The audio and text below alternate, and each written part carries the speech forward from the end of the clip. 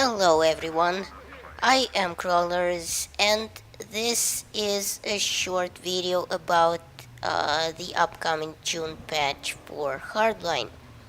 Now, I'm not gonna list all the patch notes in this video just because some of the ones that the ones that stand out a bit more among the others, and frankly because not all the patch notes have been, made available yet, released, as they will be, I'm sure, when the patch actually drops.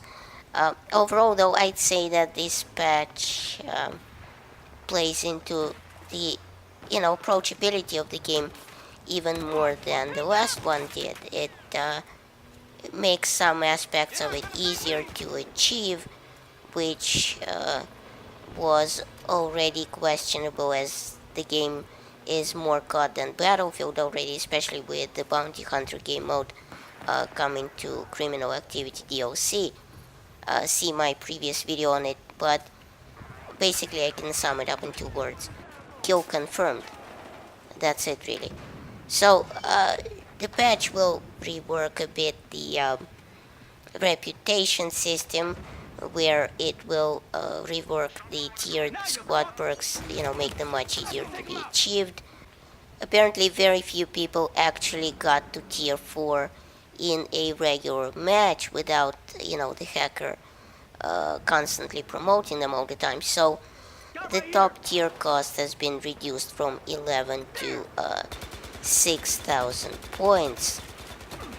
Also, a couple of progression trees in the reputation have been swapped as per some feedback. So, some things would rather go to tier 2 or tier 1 as opposed to tier 3 or tier 4.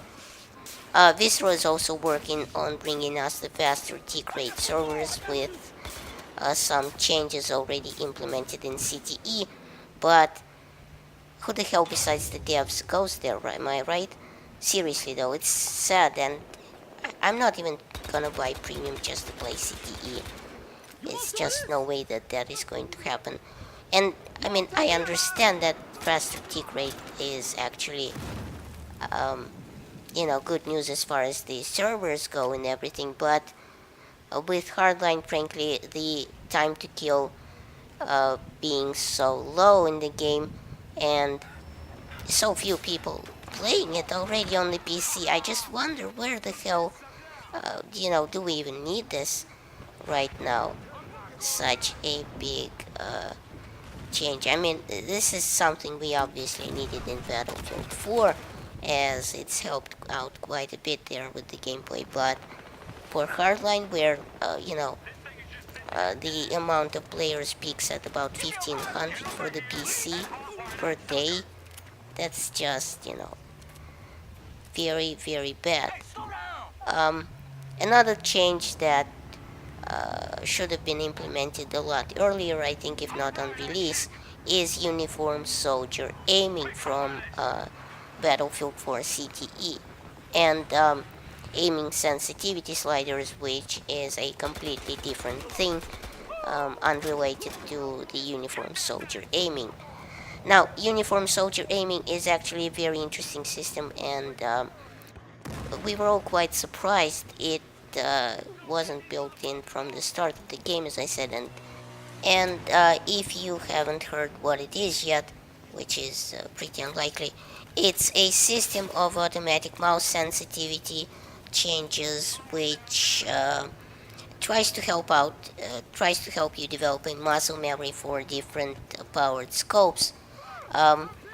Basically what it does is make all the scopes and sights move the same amount of pixels on screen for the same movement of the mouse on the table, no matter the scope magnification. Now, this does not translate into the same amount of scrolling of in-game space, as each scope has its own field of view, and this only relates to the pixels on your screen. The way you can test it is to disregard the in-game scenery for a moment and put a ruler up to the screen with the universal soldier aiming turned on. And no matter the scope, you will always move, let's say, 3 inches, for example, of screen for every half an inch of mouse movement. Now, this is just an example, and I put these numbers out of my ass, but the theory still applies. Another very small, arguably unneeded change that makes the game somewhat easier for newbies and little kids coming over from COD is the deployable camera improvements or buffs. Basically, the buff to the deployable camera, as the camera coins were somewhat of a challenge to obtain. Not that it was impossible, but still they buffed it. What has been buffed is now that the camera takes precedence on spotting over players in and passive and active spotting that the players do, and their area of influence or the angle at which they see things has been increased or buffed, so they see further and they see their FOV has been buffed. Also, the ballistic shield has been buffed to give you several points instead of one for each bullet that it deflects. A real useful change this, said nobody ever. Among the miscellaneous changes, we also get 60 default health in hardcore mode, more recoil for the Car 556 and the ACWR, a buff on the starting damage and the range on the Spas shotgun and the 37 stakeout shotgun. This last change I'm actually okay with because these shotguns were pretty terrible even in close quarters.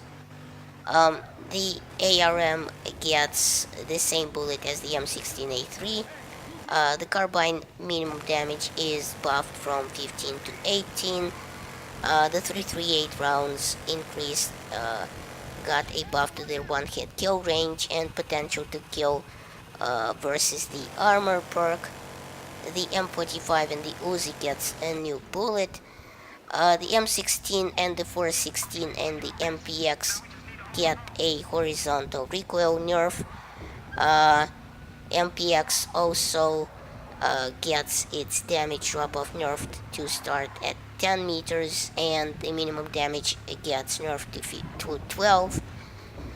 Shotguns, slugs rather, when the shotguns get buffed, which this is one of the very few changes that I can agree with. The M1911 gets a starting damage buff. The AWM and the R700 sniper rifles get their one-hit kill ranges extended to 30 meters from 12.5. So you can see that although this is the second patch for Hardline, it's again supremely underwhelming to say the least. And still though, leave me a message, comment saying what you guys think about this. Will it be enough to attract new players or to get some old players back into the game? And as always, thanks for watching. Please rate and share this video, it helps my channel grow. Check out my other videos at the end of this one. And remember, in Soviet Russia, YouTube subscribed you.